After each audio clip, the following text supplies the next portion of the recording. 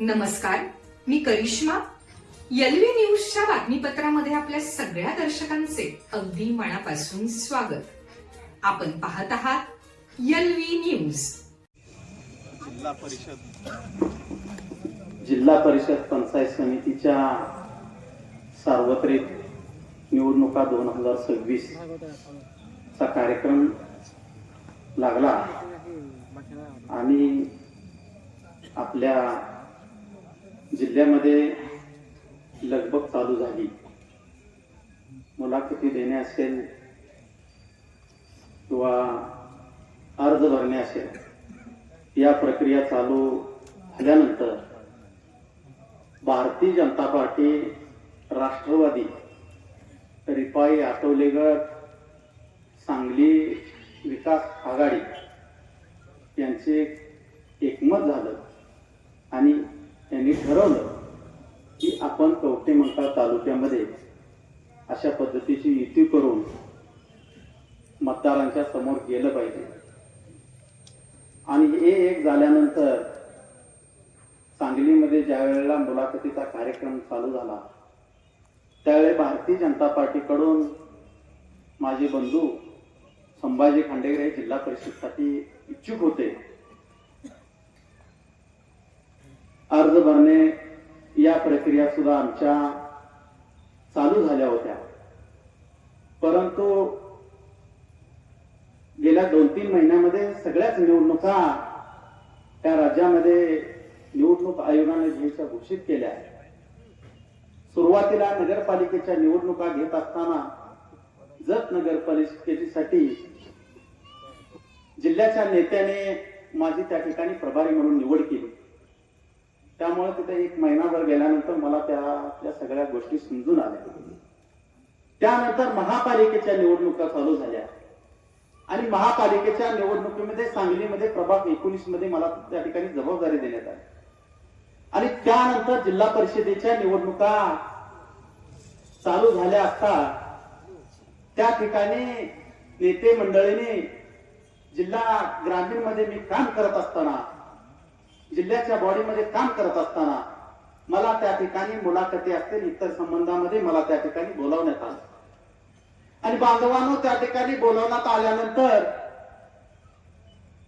आतमध्ये गेल्यानंतर मला समजलं गेलं की आता आपल्याला अशा पद्धतीची युती या ठिकाणी होणार आहे. अशा ठिकाणी युती होणार आहे म्हटल्यानंतर माझ्या लक्षात आलं आणि आपल्या दालगावचे व्यापारी आणि स्वामी समर्थाचे निश्चित भक्त असलेले पोपट आबा धोकटे यांचं 5-6 महिन्यापूर्वी निधन झालं. आणि त्याच्या अगोदर माझे बंधू असतील किंवा आबा असतील किंवा आणि सर्वजण व्यापारी टीम आहे भागातले 100-125 जण, त्यांचा एक ग्रुप असतो आणि ते दरवर्षी मी सुद्धा जात असतो तिरुपती बालाजीला. तर बालाजीला जायचं त्यावेळेचं रिझर्वेशन होतं. मग असं झाल्यानंतर मला समजलं गेल्यानंतर आमचे बंधू म्हणले, अरे काय आता तिरुपतीला बालाजीला मला जायचं, मी कशाला कॅन्सल करू, तू तर आता वर असं झालेलं सांगायला लागलाय. म्हणजे कुणाचा गैरसमज नसावा, काही अफवा पसरल्या गेल्या म्हणून मी त्यासाठी बोलतोय. मग मी म्हणलं जावा तुम्ही तिरुपतीला. मग मला म्हणले आता अर्ज भरण्यात तर काय अर्थ आहे, म्हणजे भरा आणि परत माघारी घ्या. त्या ठिकाणी बाळासाहेब आहेत, रावसाहेब आहेत, रावसाहेबपेक्षा बाळासाहेबाशी माझं बरंच बोलणं झालं होतं. जर असं झालं तर आपण कसं लढायचं, काय करायचं, याविषयी आमची चर्चा झालेली होती. त्यामुळे कुणाचा गैरसमज असा असू नये म्हणून मी या ठिकाणी बोलतोय की आम्ही त्या ठिकाणी थांबलो गेलो, अर्जच भरायला नको म्हणलं म्हणून त्या ठिकाणी आम्ही थांबलो गेलो. ठीक आहे, अतिशय चांगल्या पद्धतीच्या निवडणुका यामध्ये होत आहेत. 5 तारखेला मतदान होतं. आमदार गोपीचंद पडळकर साहेबांनी त्या ठिकाणी निवडणूक आयोगाला पत्र दिलं की मायाक्का देवीची यात्रा 5 तारखेला आहे, त्यामुळे तुम्ही मतदान 2 दिवस पुढे घ्या. निवडणूक आयोगाने पत्र दिलं की 10वी आणि 12वीच्या परीक्षा असल्या कारणानं आम्हाला त्या ठिकाणी निवडणुका पुढे घेता येणार नाही. आमदार गोपीचंद पडळकर तिथं थांबलेला आहे. परत त्यांनी कोर्टामध्ये दाखल केलं आणि आता कोर्टाचं आणि ते काय झालं, दुर्दैवाने या राज्याचे उपमुख्यमंत्री कर्तव्यदक्ष अजितदादा पवार यांचं दुर्दैवानं अपघाती निधन झालं आणि निवडणुका 2 दिवस पुढे गेल्या.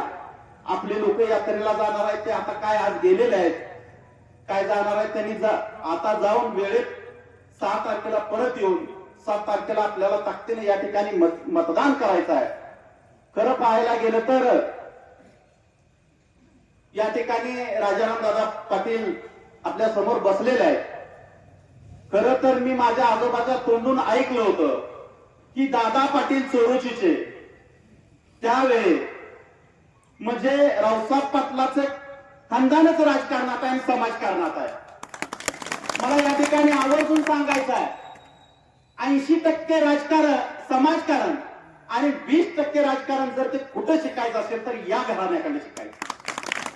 आणि हे घराणं रावसाहेब तुम्हाला थोडस वाईट वाटेल मी बोललेलं, पण हे घराणं 80% समाजकारण 20% राजकारण करत आलं म्हणून आज या ठिकाणी याय नाही तर या विधानसभाच्या मतदारसंघामध्ये आमदार म्हणून हे घराणं दिसलं असतं. त्यामुळं मी तुम्हाला एवढंच सांगतोय की खरा विकास जर काय असेल तर आपण चोरोची गावामध्ये बघितला गेलेला आहे. त्याच अनुषंगानं रावसाहेब आपल्या सगळ्याच्या ताकदीनं आणि आपल्या सगळ्याच्या आशीर्वादानं जिल्हा परिषदेमध्ये जाऊन 21 गावाचा विकास जसा चोरोची मध्ये केलाय तसाच करतील एवढी मी अपेक्षा व्यक्त करतो. दुसरे आपले आयटी सर जे सगळ्यांना आयुष्यभर शिकवत आले आणि ज्यानंतर त्यांचे रिटायरमेंट घेतली गेली त्यानंतर त्यांनी मार्गदर्शकाची भूमिका घेतली. बरं आडवं कोण आलं तर त्याला चांगलं सांगायचं राहिलं पण वाईट कधी त्या बिचाराच्या मनामध्ये कधी आलं गेलेलं आहे. असे आयटी पाटील आपले पंचायत समितीच्या माध्यमातून आपल्या समोर उभे आहेत. त्यामुळे आपण सगळ्यांनी ताकदीनं यांना मतदान करून निवडून द्यायचं आहे एवढीच मी या ठिकाणी विनंती करतो आणि सांगतो. धन्यवाद. चालू घडामोडींचे अपडेट्स जाणून घेण्यासाठी आपल्या एलव्ही न्यूज चॅनलला सबस्क्राईब जरूर करा, लाईक करा, शेअर करा व कमेंट देखील करा. बेल आयकॉनवर प्रेस करा व नोटिफिकेशन्स मिळवा. पाहत रहा फक्त एलव्ही न्यूज. मुख्य संपादक विलास उत्तम लोखंडे.